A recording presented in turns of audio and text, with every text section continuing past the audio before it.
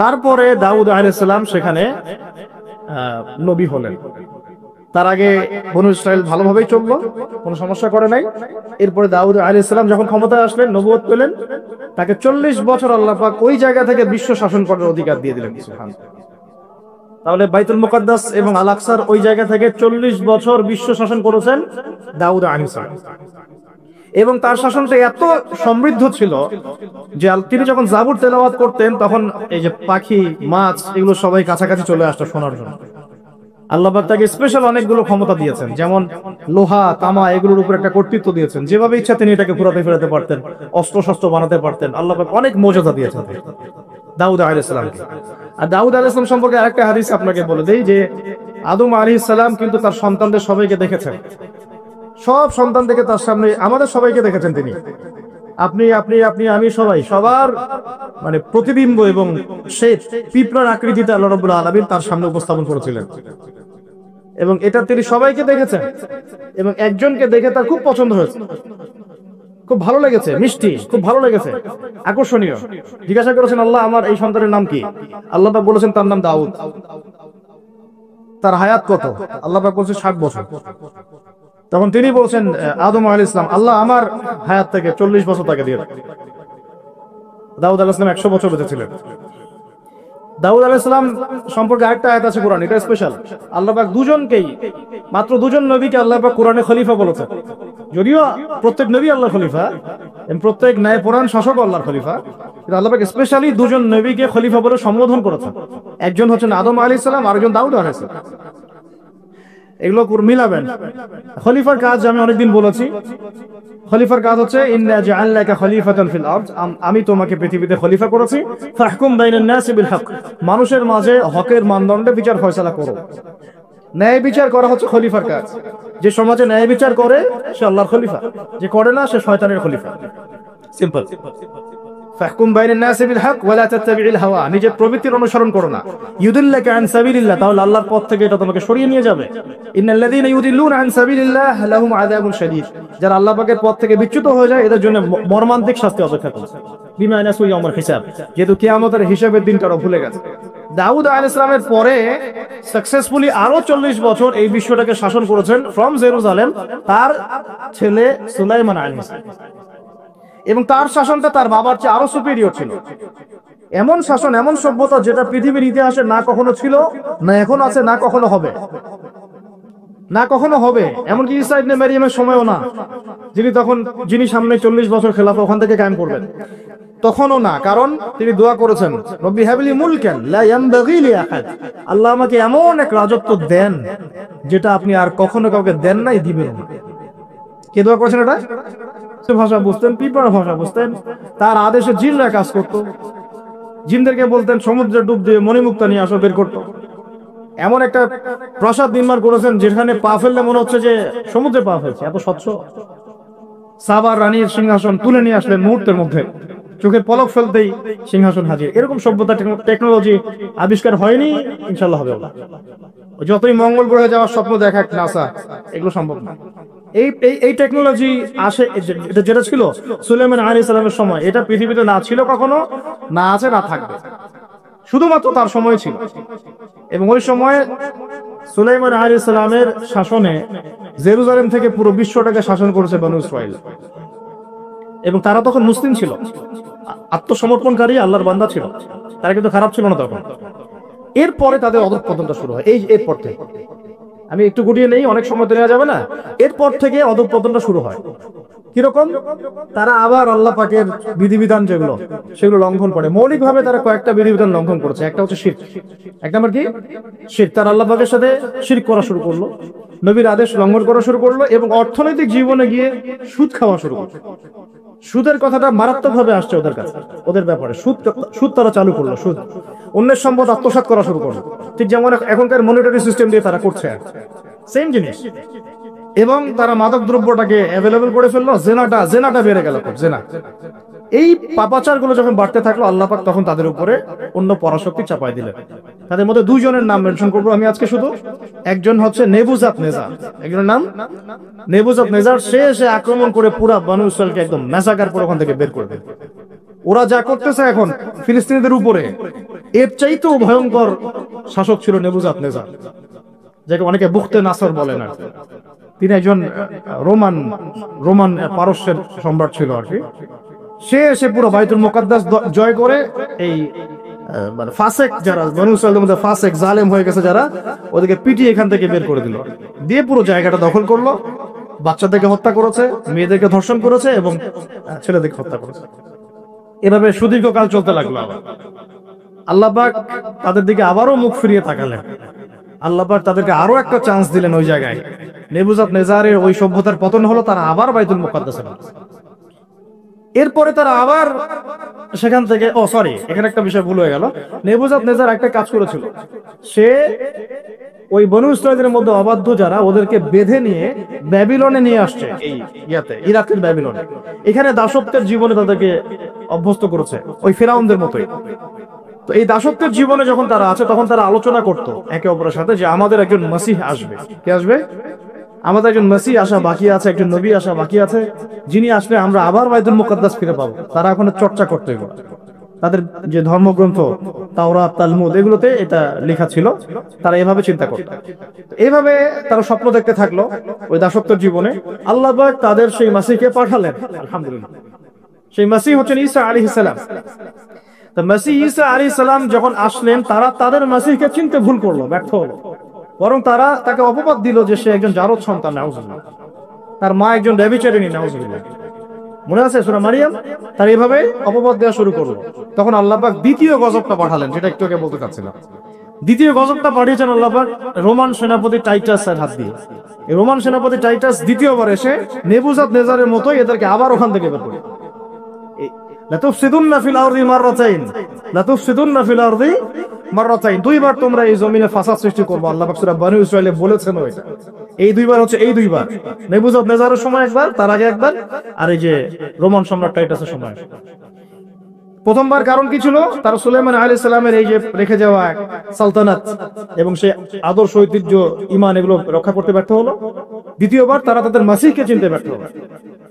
এবার রোমান সেনাপতি ওখানে আবার ম্যাসাকার করলো, একদম জেনোসাইড। এক কথা আমরা কি বলি? জেনোসাইড। যেমন ওই যে আপনারা হিটলারের ঘটনাগুলো পড়েন না, দেখেন জেনোসাইড একটা শব্দ শোনেন, এরকম। তারপর বাকি যে বনু ইসরাঈলগুলো বেঁচে ছিল, ওদেরকে আল্লাহ রাব্বুল আলামিন পৃথিবীর বিভিন্ন জায়গায় উদ্বাস্তুর মতো রেখে দিলেন। এক জায়গায় থাকতে পারলো না তারা, আর সবাই মিলে ওই বাইতুল মুকাদ্দাসে থাকতে পারলো না। কেউ এখানে, কেউ এখানে, কেউ এখানে, কেউ এখানে। বেশিরভাগ চলে গেল মদিনার দিকে। কোন দিকে? এই মদিনার তখন নাম হচ্ছে ইয়াসরিব, আর কিছু আছে খাইবারে। এই বিচ্ছিন্ন ভাবে উদ্বাস্তুর মতো, তারা তখন কোনো রাষ্ট্র নাই। কোন জায়গা থেকে এখানে আসলো দেখেন?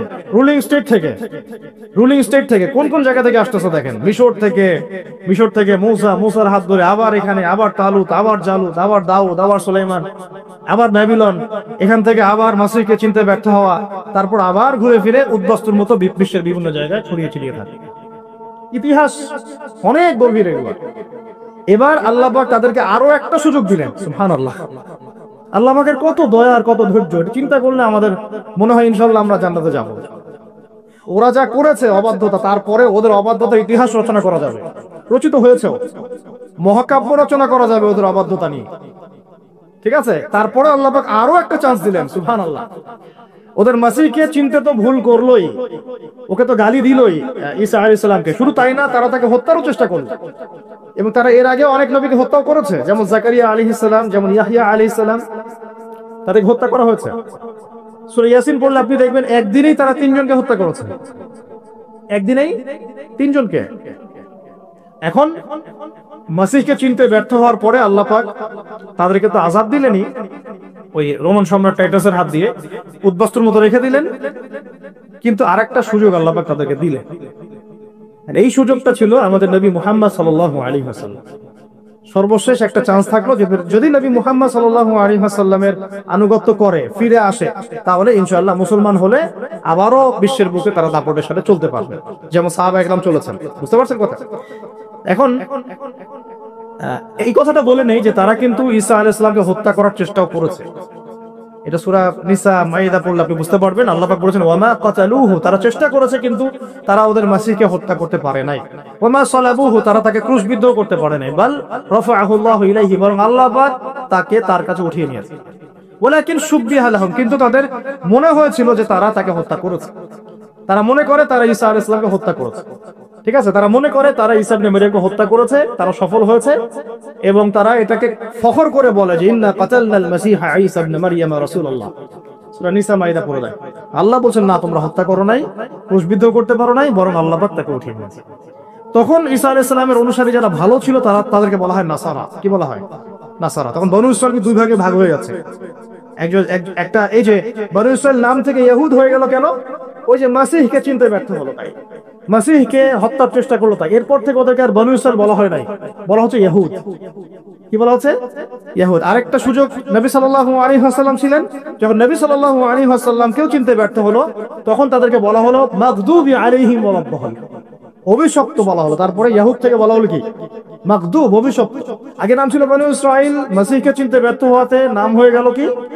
ইহুদ। আবার নবী সাল্লাল্লাহু আলাইহি ওয়াসাল্লাম কেউ চিনতে ব্যর্থ হওয়াতে নাম হলো মাগদুব। মাগদুব মানে কি? অভিশপ্ত। এই যে আমরা প্রত্যেক নামাজে পড়ি না, গায়রিল মাগদুবি আলাইহিম ওয়া লাদ্দাল্লিন, আল্লাহ আমাদেরকে মাগদুবদের পথে নিও না আর দাল্লিনদের পথে নিও না। মাগদুব ইজ ইকুয়াল টু ইহুদ আর দাল্লিন ইজ ইকুয়াল টু নাসারা, খ্রিস্টান। এখন আমরা বাংলাদেশের মাটিতে শুনি যে তারা নাকি মুশরিক ছিল না, আল্লাহ পাক বলছেন তারা মাগদুব। আর বাংলার মাটিতে অনেকে বলেন, অনেক নামধারী স্কলার, তারা বলে স্কলারশিপ অফ ইসলাম, তারা বলছেন যে ইহুদিরা মূর্তি পূজা করতো না, মুশরিক ছিল না। আর যে এখানে আমরা বলেন নাউজুবিল্লাহ, আল্লাহ পাক বলেছেন মাগদুব, অভিশপ্ত। তো ওইটা আমার টপিক না, ওইদিকে আমি যাচ্ছি না, আমি আলোচনা শেষ করে দিচ্ছি, 5 মিনিট সময় নিচ্ছি।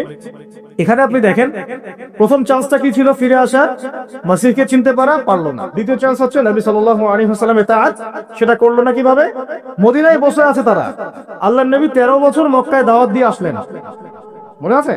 13 বছর মক্কায় দাওয়াত দিয়ে আসলেন, নিজে তিনি হিজরত করে আসলেন ইহুদিদের দরজায়। এমন না যে তারা গিয়েছে মক্কায়, ব্যাপারটা কেমন? বরং নবী সাল্লাল্লাহু আলাইহি ওয়াসাল্লাম 13 বছর মক্কায় দাওয়াতি কাজ করে হিজরত করে, এই মক্কায় 13 বছর তো কি হয়েছে আপনারা জানেন, প্রচন্ড কষ্ট, নির্যাতন, নিপীড়ন সহ্য করে গুটি কয়েক সাহাবীকে নিয়ে তিনি চলে আসলেন কোথায়? মদিনায়।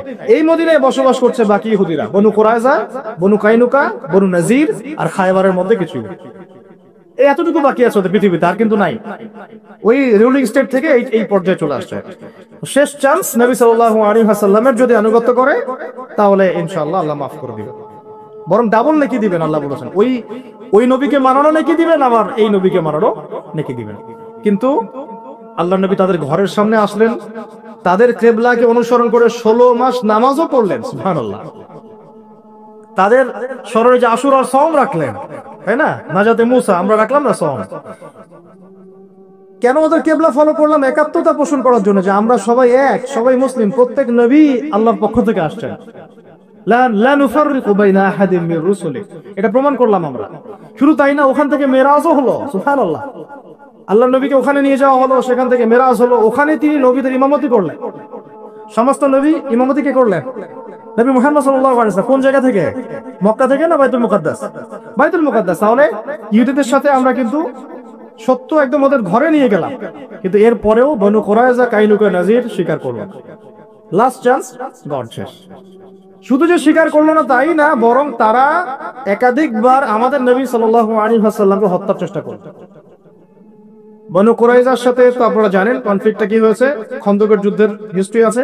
বনু কাইনুকার সাথে ওই আমি অনেকদিন লেকচারে বলেছি, একজন দিনী বোনের ইজ্জতের বিনিময়ে আল্লাহ নবী সাল্লাল্লাহু আলাইহি ওয়াসাল্লাম, আচ্ছা বলি না হলে আপনারা অনেকে বুঝবেন না। বনু কাইনুকা একটা বাজার, সেখানে গিয়ে আমাদের এক মহিলা সাহাবী গিয়েছেন প্রয়োজনে, তাকে শ্লীলতাহানি করা হয়েছে। কে করেছে? এক ইহুদি। তখন একজন মুসলিম যুবক সেখানে ছিলেন, তরুণ, তরোয়াল বের করে ইহুদির গর্দান নামিয়ে দিয়েছিল। তখন অন্যান্য ইহুদিরা মিলে ওই মুসলিমকে শহীদ করেছে। এই ঘটনা যখন নবী সাল্লাল্লাহু আলাইহি ওয়াসাল্লামের কাছে আসে, তখন মদিনায় যে মদিনা সনদ হয়েছে, এই সনদের চুক্তি কেটে যায়। সনদে ছিল যে আমরা সবাই মিউচুয়ালি থাকবো, কেউ কারোর সাথে লড়াই করবো না বা জুলুম করবো না, ঠিক আছে? বরং আমরা যদি আক্রমণের শিকার হই মদিনা, তাহলে সবাই একসাথে আমরা প্রতিহত করবো। কিন্তু তারা এটা রাখলো না। বনু কাইনুকা প্রথম ঘটনা ঘটালো এটা। এরপরে নবী সাল্লাল্লাহু আলাইহি ওয়াসাল্লাম, এখানে দেখেন আল্লাহ নবী সাল্লাল্লাহু আলাইহি ওয়াসাল্লাম তো সাহাবীকে বকাঝকা করেনই নাই, বলেন নাই যে সাহাবী তুমি ভুল করেছো, আইন নিজের হাতে কেন তুলে নিয়েছো, একজন দিনী বোনের জন্য এত বড় রিস্ক নেওয়ার কি দরকার ছিল, এরকম কোন সেন্টেন্স তিনি ইউজ করেন নাই। বরং তিনি সাহাবীদেরকে বলেছেন বর্ম পরে বের হও, বনু কাইনুকাকে আক্রমণ করতে হবে। বনু কাইনুকাকে আক্রমণ করা হলো, তাকে বের করে দেওয়া হলো, পুরো একদম ব্যাগ এন্ড ব্যাগেজ তারা এখান থেকে বের হয়ে গেল, শেষ। একটা গোত্র গণ। একটা থাকলো নাজির।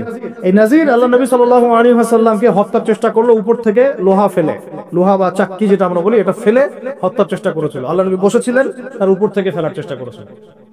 এই ঘটনা কেন্দ্র করে বনু নাজিরকে নবী সাল্লাল্লাহু আলাইহি ওয়াসাল্লাম মদিনা থেকে বের করে দিলেন। দুইটা গেল গণ। একটা থাকলো বাকি বনু কুরাইজা, এ মোটামুটি সবচেয়ে বড় ছিল। এ আবার কি করলো, আবু সুফিয়ান বাহিনী, ওই যে কুরাইশ, তাদের সাথে এবং গাতাফানদের সাথে চুক্তি করলো যে খন্দকে আপনারা আক্রমণ করেন, বাহির থেকে আমরা ভিতর থেকে আক্রমণ করব।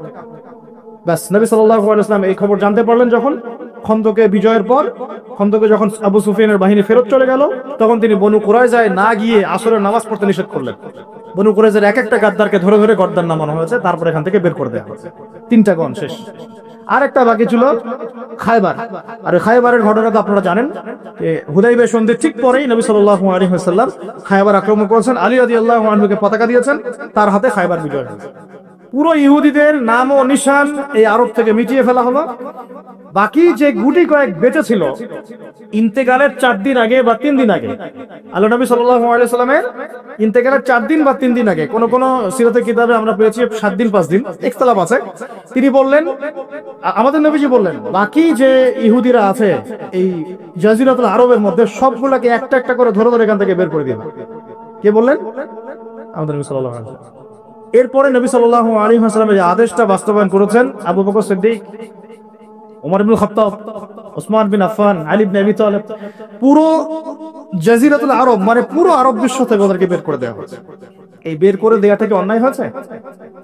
এর নবী থেকে হত্যা করা জাতি আল্লাহ নবীকে হত্যার চেষ্টা করেছে, জুলুমের উপর জুলুম, কিভাবে তাদের উপর আর রহম করা যায়? সব চান্স ক্লোজ, শেষ। এতগুলো সুযোগ তো আমরা পাই নাই, যত সুযোগ ওরা পেয়েছে। এরপরে নবী সাল্লাল্লাহু আলাইহি সাল্লামের 4 খলিফার যুগ শেষ। 5 মিনিট এদিকে মনোযোগ দেন, জাস্ট 5 মিনিট। নবী সাল্লাল্লাহু আলাইহি ওয়াসাল্লামের 4 খলিফার যুগ শেষ। 4 খলিফার যুগ ছিল 30 বছর। কত বছর? 30 বছর। তারপরে উমাইয়াদের যুগ চলেছে 97 বছর। কত বছর? তারপরে আব্বাসীয়রা এসেছে, আব্বাসীয়দের যুগ চলেছে প্রায় 550 বছর। তারপরে ফাতেমিরা একদিকে ছিল, আন্দালুসে একটা খিলাফত ছিল, মোগলরা ছিল, আফগানরা ছিল, আবার সালাউদ্দিন আইয়ুবী রাহিমাহুল্লাহ একটা সালতানাত ছিল, আবার এখানে জেঙ্গিদের একটা ছিল, আর ওসমানীয়দের একটা ছিল। এই যে 1200, এটা মোটামুটি 1250 বছর। আল্লাহ নবীর ইন্তেকালের পর থেকে প্রায় 1250 বছর হবে আর কি, 1200-1250 বছর। এই 1200-1250 বছরে তারা আর কোনোদিনও এই বাইতুল মুকাদ্দাসে ঢুকতে পারে না, শুধুমাত্র কয়েকটা ক্ষেত্র ছাড়া। ওই ক্ষেত্রগুলোর 1 নম্বর ক্ষেত্র হচ্ছে 1099 সালে। কত সালে? 1099 সালে তারা একবার ট্রাই করলো ক্রুসেড যুদ্ধের মধ্য দিয়ে ওই জায়গায় ঢোকার, এবং তারা সফলও হয়েছিল। তারা সেটাকে দখল করতে সক্ষম হলো। কেন দখল করতে সক্ষম হলো? কারণ তখন মুসলমানদের চরিত্র বনু ইসরাইলদের মতো হয়ে গিয়েছে। কথা বুঝতে পারছেন কি? আমরা ওদের মতো হয়ে গিয়েছিলাম, ওই ঈমান চলে গেল, আমল চলে গেল, তাসকিয়া চলে গেল, আমরাও হারাম খাওয়া শুরু করলাম, আমরা একে অপরের সাথে কনফ্লিক্টে চলে গেলাম, দুর্বল হয়ে গেলাম, ওরা এসে দখল করে ফেলে। 1099 দখল করেছে, বেশি দিন লাগে নাই, মাত্র 80 থেকে 90 বছরের মধ্যে 1187-তে আবার সালাউদ্দিন আইয়ুবী রাহিমাহুল্লাহ ওটা আবার ফাতহ করেছে। কত বছর? মাত্র 80 থেকে 90 বছরের মধ্যে।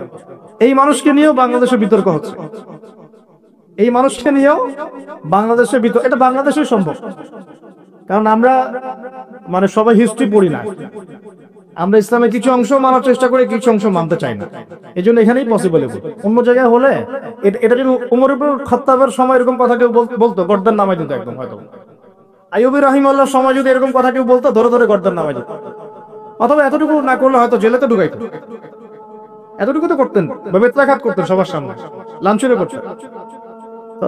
1099 সালে যখন ক্রুসেডাররা এটা দখল করেছে, তার মাত্র 80-90 বছরের মধ্যেই আইয়ুবী রাহিমাহুল্লাহ আবার গিয়ে ওটাকে দখল করেছে, মাত্র 80 থেকে 90 বছর। এরপরে তারা আরো 3-4টা ক্রুসেড লঞ্চ করেছে, একটা দুইটা না। দ্বিতীয় ক্রুসেড, তৃতীয় ক্রুসেড, চতুর্থ ক্রুসেড। প্রত্যেক ক্রুসেডেই দেখা গেছে একদিনে 70,000 করে মুসলমানকে মারা হয়েছে।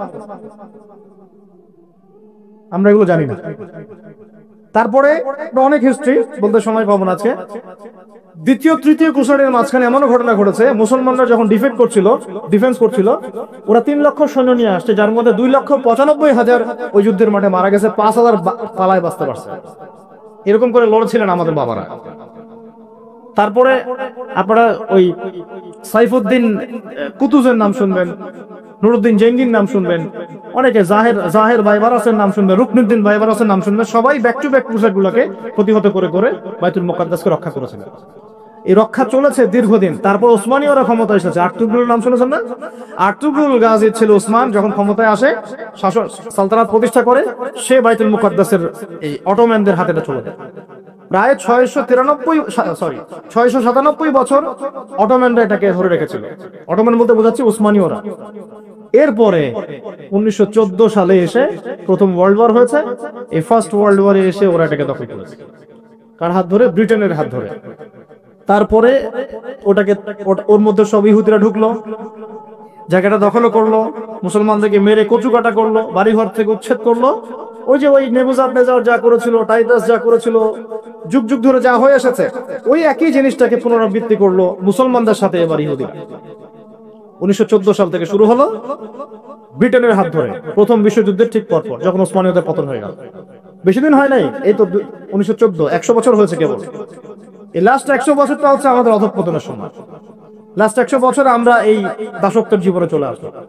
আমরা এখন এগুলো নিয়ে স্বপ্ন দেখছি আমরা আবার বিজয় করবো ইনশাআল্লাহ। কিন্তু লাস্ট 100 বছরে আমাদের এই অবস্থাটা হয়েছে। 14তে ঢুকে আস্তে আস্তে রাষ্ট্রটাকে বড় করার চেষ্টা করেছে। দফায় দফায় সংঘাত হয়েছে। প্রথম দিকে মুসলমানরা শান্তিপূর্ণভাবে অ্যাক্টিভিটিস নিত, সভা হতো, সেমিনার হতো, সিম্পোজিয়াম হতো, মিছিল হতো। 1933 পর্যন্ত এভাবে চলেছে। তারপর 1933-এর পরে 33 থেকে 40-এর মধ্যে আল কাসাম ব্রিগেড তৈরি করা হয়েছে। আল কাসাম ব্রিগেড এর নেতৃত্ব দিয়েছিলেন ইজউদ্দিন কাসাম। কি নাম? ইজউদ্দিন কাসাম। তিনি এটাকে সশস্ত্র আন্দোলনের রূপ দিয়েছিলেন। তখন ওদের সাথে আমাদের সশস্ত্র জিহাদ গুলো শুরু হয়েছে আবার নতুন করে। এটা অক্টোবর মাসে শুরু হয় নাই, 1914 সাল থেকে শুরু হয়েছে, যখন তার এই জায়গা দখল করেছে। আমাকে বলেন তো ফিকহের ফতোয়া কি হবে যখন তার এই জায়গাটা দখল করবে? ওই দিন থেকেই কি জিহাদ ফরজ হয়ে যায়নি ওখানে? হয় নাই? এবং ওই যে সুদীর্ঘ 100 বছরে যে মুসলমানরা করে আসছে, তাহলে এটা কি নতুন করে তারা লঞ্চ করলো না? 100 বছর থেকেই হচ্ছে। ইতিহাস না জানলে মানুষ মনে করবে যে অক্টোবর থেকে শুরু হলো, মনে হয় না। ইজউদ্দিন কাসাম এটা 1935 থেকে 40-এর মধ্যে ফর্ম করা হয়েছে। দীর্ঘদিন এভাবে চলতে আছে 48 সাল পর্যন্ত ব্রিটেনের সহযোগিতায় তারা ওই রাষ্ট্রের মধ্যে ঘাঁটি গেড়ে বসতে পারবে। কত সাল পর্যন্ত? 48। তারপরে ওয়ার্ল্ডের মধ্যে একটা পরিবর্তন আসে। ওই যে 45-এ যখন সেকেন্ড ওয়ার্ল্ড ওয়ার হয়, তখন রুলিং স্টেট চেঞ্জ হয়ে যায়। ব্রিটেনের জায়গায় চলে আসে আমেরিকা, এবং আমেরিকার হাত ধরে ওরা আরো শক্তিশালী হওয়া শুরু করে। ব্রিটেন ওদেরকে পেলে পোষে বড় করেছিল, আমেরিকা তাকে আরো বেশি তেল দেওয়া শুরু করলো। আস্তে আস্তে ওকে একদম শিশু শাবক থেকে একদম দানবের রূপ দিলেন। কথা বোঝার চেষ্টা করে। ব্রিটেন ওকে শিশু শাবকের মতো মানে লালন পালন করেছে, আর ইউএসএ আসা রুলিং স্টেট হওয়ার পর ওকে দানবের আকৃতি দিয়েছে।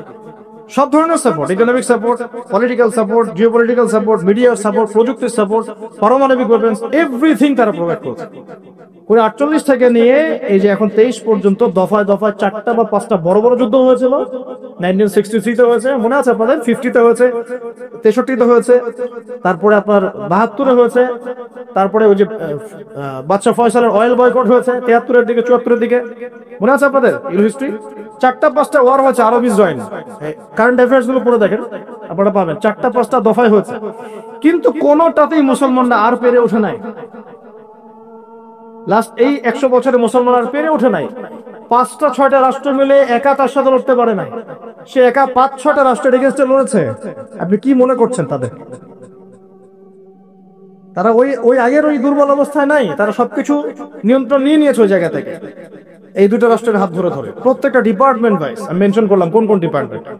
তারপরে আস্তে আস্তে যখন ইন্তেফাদা শুরু হলো 80 দশকের দিক থেকে, 83, 87, 94, এই করতে করতে 1993-তে অসলো শান্তি চুক্তি হয়েছিল। আপনারা পড়ে দেখেন।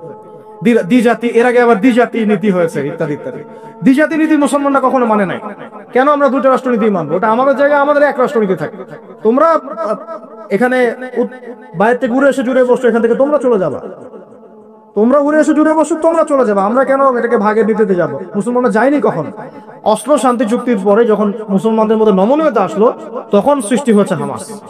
এটা এখন হয়নি, 1993-তে 1994-এ হয়েছে, 1994 সালের দিকে। তারপর আস্তে আস্তে আস্তে আস্তে ওরা শক্তিশালী হওয়া শুরু করলো এবং চতুর্দিক থেকে ইয়েমেনের সাপোর্ট, এদিকে ইরানের সাপোর্ট, কিছু কিছু ক্ষেত্রে আরব কান্ট্রিগুলোর সাপোর্ট, কাতার, কুয়েত, আবুধাবি, লেবানন, জর্ডান, এদের সাপোর্টে আস্তে আস্তে ওরা ওই জায়গাটুকুর মধ্যে তাদের কার্যক্রম পরিচালিত করতে থাকে। মূলত তারা মূল বিষয়টা হচ্ছে ওই জায়গাটুকু বাদ দিয়ে বাকি সব জায়গায় তারা দখল করে ফেললো। আদতে সব জায়গায় পরাধীন, শুধু ওই জায়গাটা এখন পর্যন্ত স্বাধীন।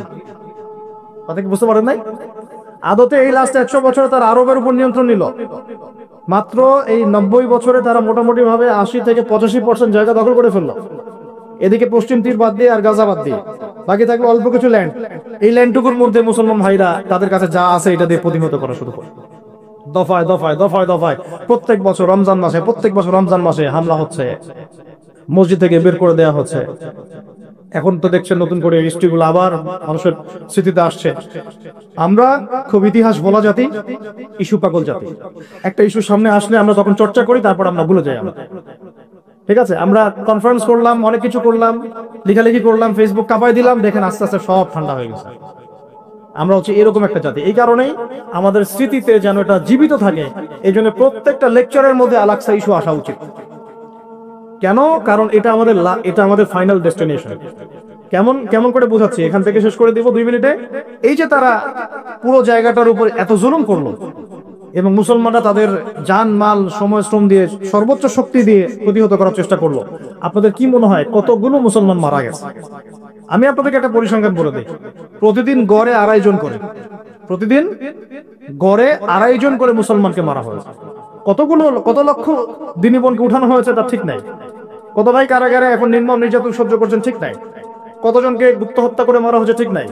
কতগুলো বাচ্চাকে মারা হয়েছে তারও ঠিক নাই। লাস্ট 1 মাসে যদি আপনি দেখেন 20,000 সামথিং, লাস্ট 1 মাসে 20,000 সামথিং, তাহলে আপনি হিসেব করে নেন যে লাস্ট 100 বছরে কত। এরপরেও এগুলো নিয়ে প্রশ্ন তুলছে কিছু মানুষ যে তারা ভুল করছে, তাদের প্রতিহত করা ঠিক হচ্ছে না, পাগলের কাজ করছে, কুকুরের মতো ঘেউ ঘেউ করছে, সহি হচ্ছে না, আকীদা ঠিক নাই, ওদের পদ্ধতি ঠিক নাই। আমি মানে এত বেশি ফেড আপ এই কথাগুলোতে যে এগুলো মুখে উচ্চারণ করতে আমার লজ্জা লাগে, ঘৃণা লাগে, লজ্জা লাগে, বলতে ইচ্ছা করে না। আজকে আমরা আমাদের গন্তব্য নিয়ে কথা বলবো ইনশাআল্লাহ। আজকে আমি বক্তব্যটা সাজানোর চেষ্টা করছি এভাবে যে এই কয়েকদিন আগে আপনারা দেখেছেন যে বাংলাদেশের জাতীয় ওলামা পরিষদের সম্মেলন হয়েছিল। বাংলাদেশের বরেণ্য ওলামায়ে কেরাম তাদের একটা বড় অংশই, সবাই না হলেও তাদের একটা বড় অংশ এখানে এসেছেন।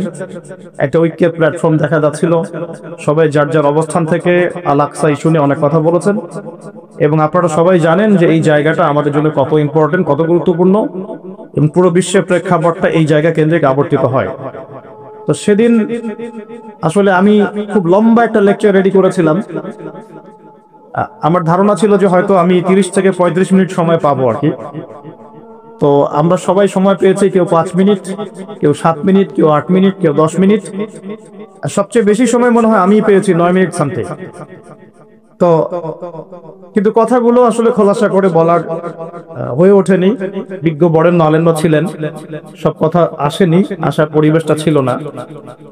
তো আজকের খুতবা ইনশাআল্লাহ আমি যে কথাগুলো বলতে চাচ্ছিলাম ওলামা পরিষদের আল আকসা ইস্যু নিয়ে, এই হুরমাতুল আকসা এই শিরোনাম নিয়ে আমরা কিছু কথা বলবো ইনশাআল্লাহ। আজকে খুতবার উদ্দেশ্য হচ্ছে আপনাদেরকে আমাদের মূল লক্ষ্যটা চেনানো, যে আমরা যে জেনারেশনটাকে নিয়ে স্বপ্ন দেখছি আসলে এই জেনারেশনের ফিউচার কোথায়, মুসলিম উম্মার ফিউচার কোথায়, কোন জায়গা স্বাধীন না হওয়া পর্যন্ত মুসলমানরা স্বাধীন হবে না, এই বিষয়গুলো আমরা একটু 30 মিনিটে পর্যালোচনা করবো ইনশাআল্লাহ। প্রথম যেখান থেকে আমি স্টার্ট করতে চাই, আল্লাহ রাব্বুল আলামিন সর্বপ্রথম যখন আদম আলাইহিস সালামকে দুনিয়াতে পাঠান, সর্বপ্রথম যে মসজিদ নির্মিত হয়েছে সেটা হলো কাবা। কোন মসজিদ? একটু লাইব্রেরি থাকবেন তাহলে বুঝতে পারবেন। এই কাবা নির্মাণের 40 বছর পর দ্বিতীয় যে মসজিদটা নির্মিত হয়েছে সেটা হলো আল আকসা। কত বছর পরে? 48 বছর। এই আল আকসাই পৃথিবীর ইতিহাসের দ্বিতীয় মসজিদ। অগণিত নবী রাসূল এখানে জন্ম নিয়েছেন, এই বাইতুল মুকাদ্দাসে এখানে বেড়ে উঠেছেন। এই জায়গা কেন্দ্র করে তারা বিশ্বকে শাসন করেছেন, দাওয়াতি কাজ করেছেন, আল্লাহ তাওহীদের বাণী প্রচার করেছেন। এই আল আকসাই হচ্ছে নবী ইব্রাহিম আলাইহিস সালামের হিজরতের জায়গা। আমি শুধু মূল পয়েন্টগুলো টাচ করছি, আপনাদের বিস্তারিত আপনারা পড়ে নেবেন। এই আল আকসাই হচ্ছে নবী ইব্রাহিম আলাইহিস সালামের হিজরতের জায়গা। তিনি থাকতেন ব্যাবিলনে, ইরাকের বাবেল শহরে। সেখান থেকে মূর্তি পূজারী পরিবার ত্যাগ করে তিনি চলে গিয়েছিলেন এই আল আকসায়, জেরুজালেমে। ওই জায়গাকে তখন বলা হতো শাম। এখন ওই জায়গাকে শামই বলা হয়, কিন্তু এখন শাম বলতে আমরা বেসিক্যালি সিরিয়াকে বুঝি, কিন্তু আসলে শাম শব্দ দিয়ে এই সিরিয়া শুধু না, প্যালেস্টাইন, লেবানন, জর্ডান, সিরিয়া পুরো জায়গাটাই শামের অন্তর্ভুক্ত। আগে ওই জায়গাকে বলা হতো কেনান। কি বলা হতো? কেনান। তো ইব্রাহিম আলাইহিস সালাম যখন সেখানে হিজরত করেন, সেখানে তাকে কেন্দ্র করে একটা প্রশস্ত নববী মানে আদর্শ তাওহীদের প্রতিষ্ঠা, একটা নববী রুহানি পরিবেশ গড়ে ওঠে। এবং নবী ইব্রাহিম আলাইহিস সালামের দুজন স্ত্রী ছিলেন, সারা আলাইহিস সালাম এবং হাজারা আলাইহিস সালাম। সারা আলাইহিস সালাম তার সাথে ওখানে থাকতেন, ওই কেনানে, অর্থাৎ বাইতুল মুকাদ্দাসের কাছাকাছি। আর আরেক স্ত্রী হাজারা আলাইহিস সালাম থাকতেন এই মক্কায়, কাবায়, যাকে কেন্দ্র করে এখানে একটা সম্প্রদায় গড়ে ওঠে, যেটা আপনারা জানেন ইসমাঈল আলাইহিস সালামের কুরবানি। এবং এই বংশেই নবী সাল্লাল্লাহু আলাইহি ওয়াসাল্লামের একজন দাদা আছেন, তার নাম হলো আদনান। আবু তো আদনান না, আদনান। এবং এই আদনান কেন্দ্র করে ওখানে আদনানি আরব বলে একটা ট্রাইব চালু আছে। ওখানে আরবের অনেকগুলো ধারা আছে, আরবে আরিবা, আরবে বাইদা, আরবে মুস্তারিবা। এভাবে আস্তে আস্তে একটা পর্যায়ে গিয়ে আদনানি আরব একটা আরব দেখা যায়। এই বংশের একজন মানে মহাপুরুষের নাম হলো ইসমাঈল আলাইহিস সালাম। এই বংশেরই ইসমাঈল আলাইহিস সালাম থেকেই আস্তে আস্তে আস্তে আস্তে এদিকে আসে। আর এই আদনানি আরব যারা, তাদের বংশেই শেষ নবী মুহাম্মদ সাল্লাল্লাহু আলাইহি ওয়াসাল্লামের জন্ম হয়েছে।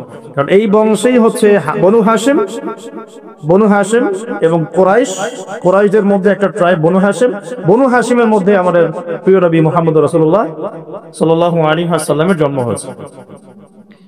তো এখন যদি কেউ বলে আদনানি গোষ্ঠী, কথাটা ভালোভাবে নিতে হবে, তাই না? একটা ডিফারেন্স পাওয়া গেল। আচ্ছা, তো এখানে একটা ট্রাইব দেখছি আমরা মক্কায়, আরেকটা ট্রাইব দেখছি আমরা কেনানে, যেটাকে আমরা বলছি বাইতুল মুকাদ্দাস। ওইখানে ইব্রাহিম আলাইহিস সালামের আরেক সন্তান বেড়ে উঠতে লাগলেন, তার নাম হচ্ছে ইসহাক আলাইহিস সালাম।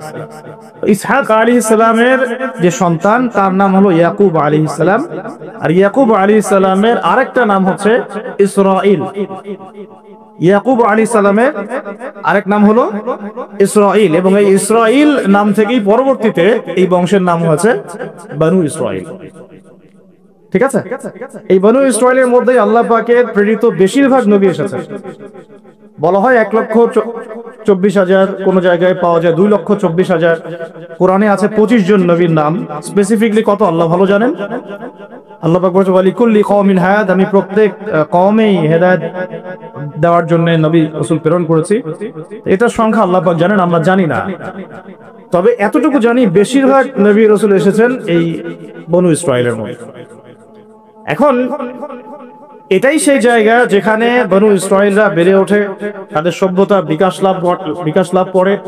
এবং বনু ইসরাঈলকে আল্লাহ পাক একটা ওয়াদা দিয়েছিলেন, তোমরা যদি ভালো থাকো, ওয়া ইন আহসানতুম লিআনফুসিকুম ওয়া ইন আসাতুম ফালাহা। আল্লাহ পাক ওয়াদা করছেন, তাদেরকে আরো ওয়াদা করছেন যে ওয়া ইন উদ্তুম উদনা, মানে সহজ কথায়, তোমরা যদি ভালো থাকো এই জায়গায়, তোমাদের সাথে ভালো বিহেভ করা হবে। তোমরা যদি এই ফিলিস্তিন এই অঞ্চলটাতে ভালোভাবে বসবাস করতে চাও, আল্লাহর আদেশ মেনে চলতে পারো, তোমাদেরকে ভালোভাবেই রাখা হবে। কিন্তু তোমরা যদি উদ্ধত আচরণ করো, তোমাদেরকে এখান থেকে আমি বের করে দেব। এটা আল্লাহ পাকের সুন্নাহ। ওয়ালান তাজিদা লিসুন্নাতিল্লাহি তাবদীলা, আল্লাহ পাকের এই সুন্নতের মধ্যে কোনো ব্যত্যয় থাকবে না। এই প্রতিশ্রুতি তাদেরকে দেওয়া হলো এবং তারা সেখানে থাকতে লাগলো। প্রথমে তারা বেশ ভালোই ছিল এবং তারা কিন্তু তখন মুসলিমই ছিল, কারণ তারা আল্লাহ পাকের আনুগত্য করতেন। প্রত্যেক নবী ইহুদি ছিল না, তারা ছিল মুসলিম। এই যে একটা কথা অনলাইনে চলে আসছে, হ্যাঁ কিছু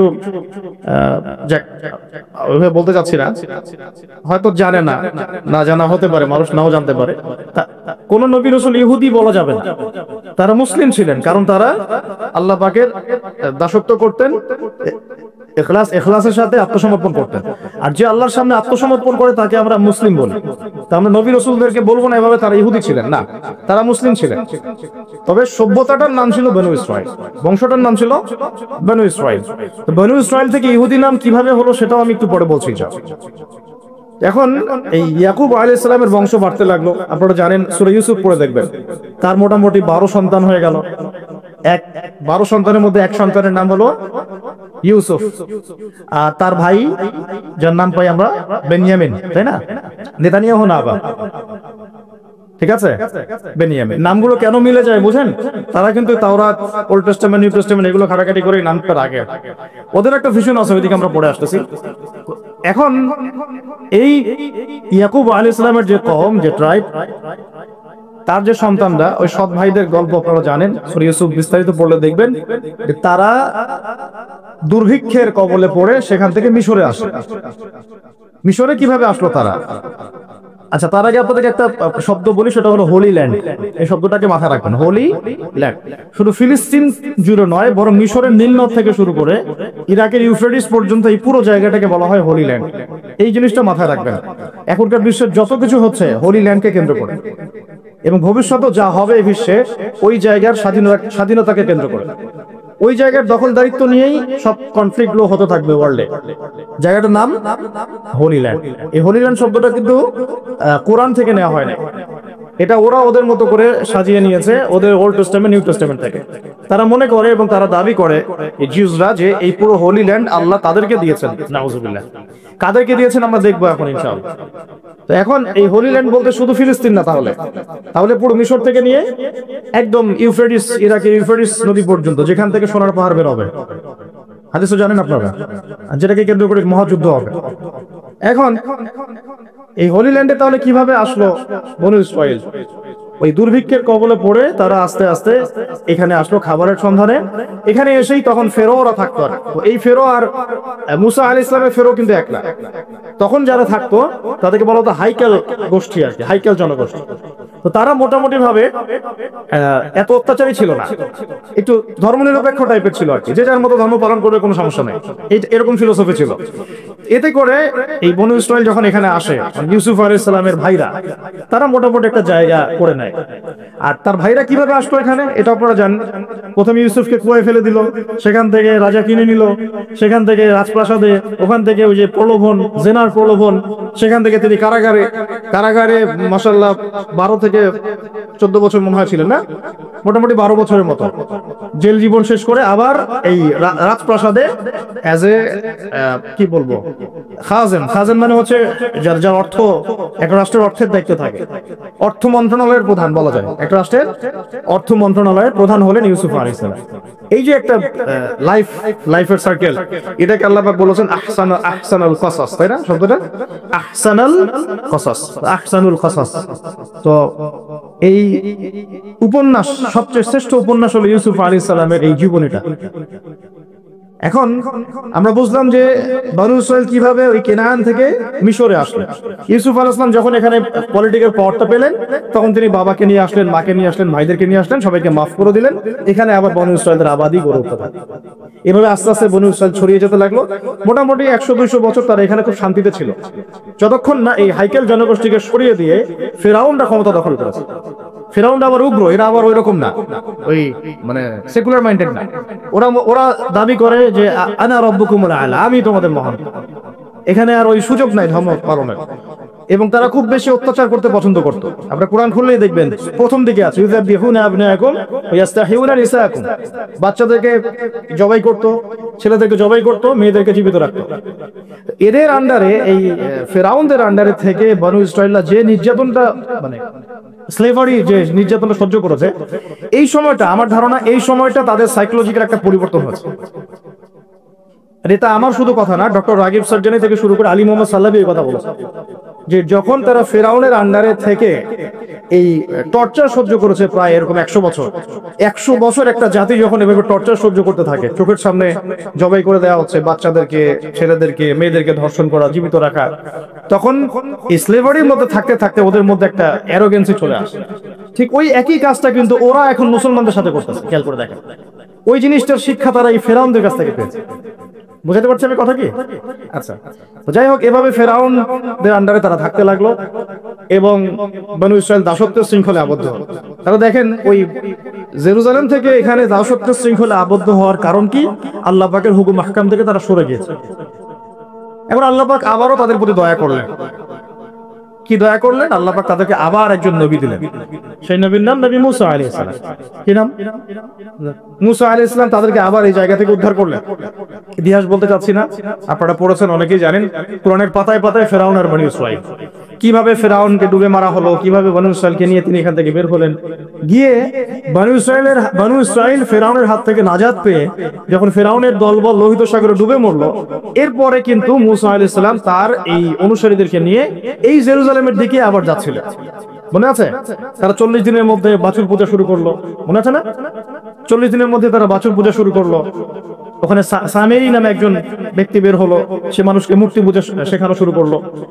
ইউসুফ আলাইহিস সালামের সোনালী যুগ থেকে নিয়ে মুসা আলাইহিস সালাম এই পর্যন্ত এখানেও কিন্তু মোটামুটি 200-400 বছর চলে গেছে। এরপরে নাজাতপ্রাপ্ত বনী ইসরাইল যাদের প্রতি আল্লাহ পাক রহম করলেন, তাদেরকে নিয়ে মুসা আলাইহিস সালাম এই ফিলিস্তিনের দিকে এগিয়ে যাচ্ছিলেন। যেতে যেতে আল্লাহ রাব্বুল আলামিন তাদেরকে একটা আদেশ করলেন যে ওই বাইতুল মুকাদ্দাসে এখন আমালেকা সম্প্রদায় বসবাস করছে। কোন সম্প্রদায়? এখন আমালেকের অনেক শক্তিশালী, খুবই ফিজিক্যালি স্ট্রং। তো তোমাদেরকে ওই জায়গা যদি এখন পেতে হয় তাহলে এদের সাথে জিহাদ করতে হবে। এই ঘটনাটা কিন্তু সূরা বাকারার শেষের পারার মধ্যে আছে, একদম শেষের দিকে। তো মুসা আলাইহিস সালামের জীবদ্দশায় এই জিহাদটা হয়নি। মুসা আলাইহিস সালামের জীবদ্দশায় এই আদেশটা এসেছিল, কিন্তু মুসা আলাইহিস সালাম তার অনুসারীদেরকে বলেছিলেন যে আল্লাহ পাক আমাদেরকে জিহাদ করে বাইতুল মুকাদ্দাস জয় করতে বলেছেন। তখন তার অনুসারী বনী ইসরাইল বলেছিল, ইযহাব আনতা ওয়া রাব্বুকা ফাকাতিলা, তুমি আর তোমার রব গিয়ে যুদ্ধ করো, আমরা এখানে বসে থাকলাম। ওয়া ইন্না হুনা কাঈদুন। কোন বনী ইসরাইলের কথা বললো? যাদেরকে আল্লাহ পাক একটু আগেই বিপদ থেকে উদ্ধার করে এখানে নিয়ে আসলেন। আর শর্ত আল্লাহর কি? ওয়া ইন উদতুম উদনা, ঠিক থাকলে ঠিক, বেঠিক থাকলে বেঠিক। তোমরা ঠিক থাকলে ঠিক থাকবো আমি। এখন তারা যখন যাচ্ছে, মুসা আলাইহিস সালামের জীবদ্দশা এটা হলো না। এরপরে আরো প্রায় 40 বছর আল্লাহ পাক ওদেরকে শাস্তি দিলেন। তিহ নামে একটা উপত্যকা আছে, এই উপত্যকায় আল্লাহ পাক তাদেরকে 40 বছর ঘুরিয়েছেন। সকালবেলা বের হতো, এক রাস্তায় যেত, সন্ধ্যাবেলা গিয়ে দেখতো আবার সেই রাস্তায় ফিরে আসছে, ঘুরতো তার উপত্যকায়। আল্লাহ পাক 40 বছর এই শাস্তি দিয়েছেন ওই আল্লাহ পাকের জিহাদের আদেশ উল্লঙ্ঘন করার কারণে। ওই যে বলেছে ইযহাব আনতা ওয়া রাব্বুকা ফাকাতিলা ওয়া ইন্না হুনা কাঈদুন, শুধু মাইদা পড়ে দেখেন, এই আদেশটা লঙ্ঘন করার কারণে আল্লাহ পাক এভাবে শাস্তি দিয়েছে। 40 বছর চলে গেল। এরপরে তারা আবার চিন্তা করলো যে আমরা ইস্তেগফার করে আল্লাহর দিকে ফিরে আসি। আল্লাহ পাক তৌফিকও দিলেন। আল্লাহ পাক তাদের কাছে আরো একজন নবী পাঠালেন, যার নাম হচ্ছে কি নাম? না, হারুন না, ইউশা বিন নুন। মাশাআল্লাহ, ভেরি গুড, ইউশা বিন নুন। তো ইউশা বিন নুন যখন নবী হলেন, তখন তারা আবার দাবি করলো যে আমাদেরকে জিহাদের পারমিশন নেন আল্লাহর কাছ থেকে, আমরা যুদ্ধ করে আমালেকা সম্প্রদায়কে বের করে দিয়ে আমরা বাইতুল মুকাদ্দাস জয় করব। তাই ইতিহাস কত ঘুরছে ওই জায়গাকে কেন্দ্র করে। আর এটা অক্টোবর মাসের ঘটনা না, এটা ঘটনা প্রায় 5000 বছর পুরাতন একটা হিস্ট্রি এটা। তারপরে ওই নবী বলছেন যে আল্লাহ যদি আদেশ করেন তোমরা কি আবার পৃষ্ঠ প্রদর্শন করবো না? তো তারা বলছেন না, আমরা কেন পালিয়ে যাব, আমাদের সন্তানদেরকে হত্যা করা হচ্ছে, ইত্যাদি ইত্যাদি, বাড়িঘর থেকে উচ্ছেদ করা হচ্ছে, আমরা কেন জিহাদ করব না? ওয়ামা লানা আল্লা নুকাতিলা ফি সাবিলিল্লাহ ওয়া কাদ উখরিজনা মিন দিয়ারিনা ওয়া আবনাইনা, সূরা বাকারা শেষের দিকে পড়ে। তো এখন আল্লাহ পাক যখন আদেশ করলেন, তখন তারা বলছে আমরা এই নেতাকে মানি না। আল্লাহ পাক একজন নেতা নিযুক্ত করলেন, যার নাম হচ্ছে তালুত, যার নাম তালুত। তো তালুতকে তারা মানতে চাচ্ছে না, কারণ কিভাবে তালুত নেতা হতে পারে? ওর তো সম্পদও নাই, ওর তো স্ট্যাটাসও নাই। আমাদের মানে পরিবেশে নেতা হওয়ার মানদণ্ড যা, সম্পদ থাকতে হয়, স্ট্যাটাস থাকতে হয়। আল্লাহ পাক বললেন যে আমি তাকে দুটো গুণ দিয়েছি, নেতৃত্বের আমি তাকে স্পেশাল দুটো গুণ দিয়েছি। ওয়াজাদাহু বাসতাতাউ ফিল ইলমি ওয়াল জিসমি, আল্লাহ পাক তাকে জিসম এবং ইলম দিয়েছেন। সুবহানাল্লাহ। নেতৃত্বের গুণাবলী কি পেলাম আমরা এখন? জিসম মানে ফিজিক্যালি সুস্থ থাকতে হবে এবং শারীরিকভাবে শক্তিশালী হতে হবে এবং ইলম থাকতে হবে। তো এখন এসবের দরকার হয় না, দরকার হয় এখন খালি দরকার হয় তার চরিত্র ফুলের মতো পবিত্র। That's all. যাই হোক, ওইদিকে যাচ্ছি না। আর কিছু বিষয় নিয়ে কথা বলার রুচি হয় না আমার, এটা তার মধ্যে একটা। তো এখন আসুন,